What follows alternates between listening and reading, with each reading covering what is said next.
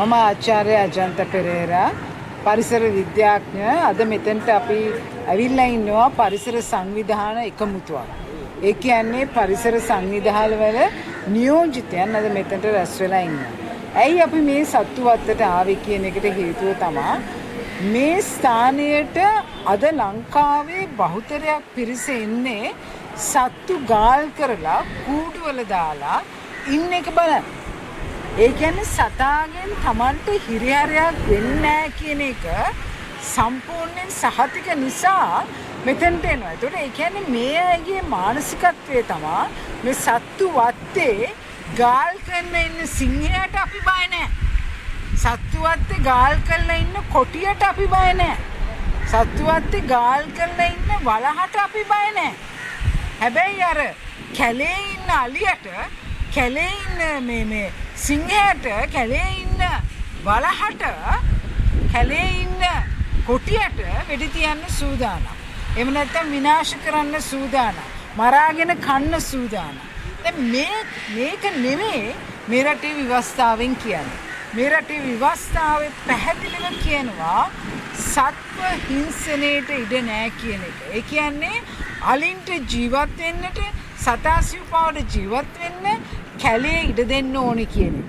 මේ හේතුව නිසා පරිසර සංවිධාන එකතු වෙලා අත් වශයෙන්ම නීතියට ඉදිරියට ගියා මේ ප්‍රශ්න විසඳන්න.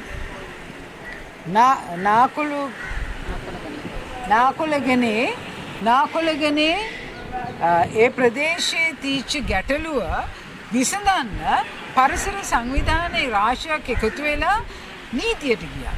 මේ නීතිය ඉදිරියේ ශ්‍රේෂ්ඨාධිකරණය ඉතාමත්ම අගනා නඩු තීන්දුවක් දුන්නා.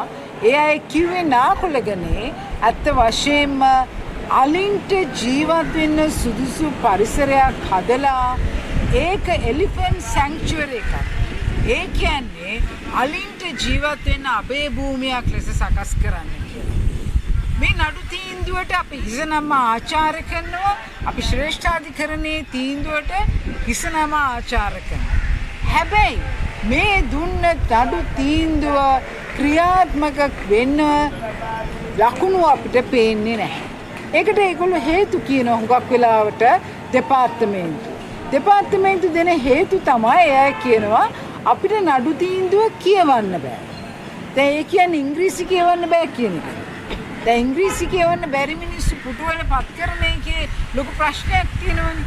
මොකද ඒකට හේතුව දෙපාර්තමේන්තුවක නිලධාරියෙක් වශයෙන් ඉංග්‍රීසි කියවන්න බැයි නම් එතකොට එයා කොහොමද ඉතුරු වැඩ කොටස කරන්නේ? මේක බොරුවක්. එයාට නඩු තීන්දුව කියවන්න බැරිකම නෙමෙයි තියෙන්නේ. දෙපාර්තමේන්තු වලින් මේ නඩු තීන්දුවේ දීලා තියෙන දේවල් ක්‍රියාත්මක කරන්න උනන්දුවක් නැතිකම. මොකද මේ වෙලාව වෙනකොට ඒ නඩු තීන්දුවට අනුව විශාල වැඩ කොටසක් දෙපාර්තමේන්තුවට පවරලා තියෙනවා ශ්‍රේෂ්ඨාධිකරණයෙන් කරගන්න කියලා. ඒ අයට අයිතියක් තියෙනවා මේ දෙපාර්තමේන්තුවට පවරක් තියෙන ඒ නඩු තීන්දුවේ කරුණු කාරණා ඉදිරියට ගෙනහිල්ලා මේක අලින්ට ජීවත් වෙන්න පුළුවන් අභය භූමියක් කිරීමට කටයුතු කරන්න. හැබැයි ඇයි මේ ශ්‍රේෂ්ඨාධිකරණයේ දෙන නඩු තීන්දුව ඇයි දෙපාර්තමේන්තු වශයෙන් ක්‍රියාත්මක කරන්නේ නැත්තේ? ඒ වගේම අපි විශේෂයෙන්ම අපි දන්න දෙයක් තමයි හොරපතාන. හොරපතානට ගිහිල්ලා දානවා දඩබ්බරයි කියලා කියන අලි. හැබැයි මේ හොරපතානේ අලින්ට කොයිතරම් සුරක්ෂිතතාවයක් තියෙනවද? අද උඩවලේ මිනිස්සු ගණනාවක් ඇවිල්ලා විදේශිකේ බලලා මුදල් හම්බ කරන උඩවලේ අලි පැටවුන්ට කොයිතරම් ආරක්ෂාවක් තියෙනවද? දැන් ඒ නිසා තමයි මානසිකත්වය ඇවිල්ලා තියෙන්නේ උඩවලේ ගිහිල්ලා අලි පැටවුන්ගේ සෙල්ලම් ටික බලනවා. මේ සත්තු අතට ඇවිල්ලා මේ සත්තු ගාල් කරලා ඉන්න අය බලනවා. බල්ල සතුටු වෙනවා තමයි යමක් කරා කියලා. නෑ ඒක නෙමෙයි මේ රට අවශ්‍ය. ශ්‍රේෂ්ඨාධිකරණය කියනවා නම් අලි අභය භූමියක් සෑදිය යුතුයි කියලා. එහෙනම් ඒ සඳහා අදාළ දෙපාර්තමේන්තු කටයුතු කරලා අලි අභය භූමිය සෑදිය යුතුමයි. මොකද ශ්‍රේෂ්ඨාධිකරණයේ දෙන තීන්දුව කාටවත් බෑ වෙනස් කරන්න. කාටවත් බෑ පහු කරන්න. එහෙම කරනවා නම් මේ මත්තට දෙපාර්තමේන්තු නිලධාරීන්ට දඬුවම් කරන්න ඕනෑම ශ්‍රේෂ්ඨාධිකරණ තීන්දුවක් ගත තැනක දෙපාර්තමේන්තු නිලධාරීන් ඒවා ක්‍රියාත්මක කරන්නේ නැත්නම් ක්‍රමවේදයක් ගේන්න අවශ්‍යයි. එයාට දඬුවම් කිරීම. මේක නීතිපතිතුමාගේ කාර්යභාරයක්. නීතිපතිතුමාට තමයි හුඟක් වෙලාවට පැවරෙන්නේ ශ්‍රේෂ්ඨාධිකරණයේ ගන්න තීන්දුව ක්‍රියාත්මක කිරීමට. ඒ නිසා නීතිපතිතුමා දැන් ක්‍රමවේදයක් හදා ගන්න ඕනේ. තමන්ගේ දෙපාර්තමේන්තුව තුළ පසු විපරම් කරලා ශ්‍රේෂ්ඨාධිකරණ නඩු තීන්දුව ඒවට හරියට කටයුතු වෙන්නේ නැත්නම් එහෙනම් ඒ නිලධාරීන්ව අත්අඩංගුවට ගන්න අවශ්‍යයි. එක්ස්ප්‍රස් පර්ල් නෞකාවේ තුනේ ඒ වගේම සිද්ධියක් තමයි. එක්ස්ප්‍රස් පර්ල් නෞකාවට දුන්න තීන්දුව తీරන අද ඒ අදාළ දෙපාර්තමේන්තු කියනවා තීන්දුව කියව ගන්න බෑලු. අනේ බබාලා තොත්ත බබාලා මේ දෙපාර්තමේන්තු පුටුවල ඉඳලා ඉන්නේ බබාලා. බබාලන්තයක් වෙලා දැන් ලංකාව. බබාලම ඉන්න ලන්තයක්. දැන් මේක තමයි මේ රටේ වෙලා තියෙන්නේ. බබාලට අපි කිරිපවන්න ඕන. අපි බබාලව බලා ගන්න ඕන. ඒතර මේ බබාලා බලන්න වෙලාව අපිට නැහැ. හලෝ.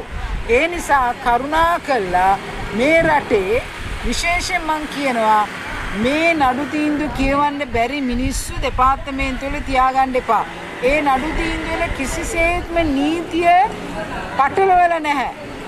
අග විනිසුරුවරු ඉතාමත්ම පැහැදිලි නඩු තීන්දුව දෙන්නේ. ඒවා කියවලා ඕන බබෙක්ට පුළුවන් මේ රටේ හරි දේ කරන්න. ඒ නිසා මේ ශ්‍රේෂ්ඨකාන්ති කරන නීති නැත්තම් ඒ තීන්දුව පස්සට දාන නිසා තමයි අද අපි පරිසර සංවිධාන විදියට අද අපි මෙතනට ආවේ. මොකද අපේ හඬ අපි අවදි කරන්නේ මේ ප්‍රශ්න විසඳන්න. කවුරුත් ශ්‍රේෂ්ඨාධිකරණයට යන්නේ නැහැ. නඩු තීන්දුවක් අරන් ඒක කොට්ටයට තියාගෙන නිදා ගන්න. දැන් අද අපිට වෙලා තියෙන ශ්‍රේෂ්ඨාධිකරණ තීන්දුව ගත්තේවා කොට්ටයට තියාගෙන නිදා ගන්න දෙපාර්තමේන්තු නිලධාරීන්ව නැගිට්ටවන්න. ඉතින් නැගිට්ටවන්න අලිවැඩි දැම්මට උන් නැගිටින්නේ නැහැ. මොකද උන් කාල වෙඩි කමන නිදි හොදට. ඒ නිසා කරුණා කරලා තේරුම් ගන්න අපිත් එක්ක සෙල්ලම් බෑ. අපි අධිකරණයට ගියා නම් අපි ගරු ශ්‍රේෂ්ඨාධිකරණයෙන් තීන්දුව ගත්තා නම් ඒ තීන්දුව ක්‍රියාත්මක කරනකම්ම අපි බබාලා නලවන්නේ. අපි බබාලට ගහලා පන්නන්න සූදානම් ඉන්න පිරිසක් කියලා මතක තියාගන්න කියන එක තමයි විශේෂයෙන්ම කියන්නේ.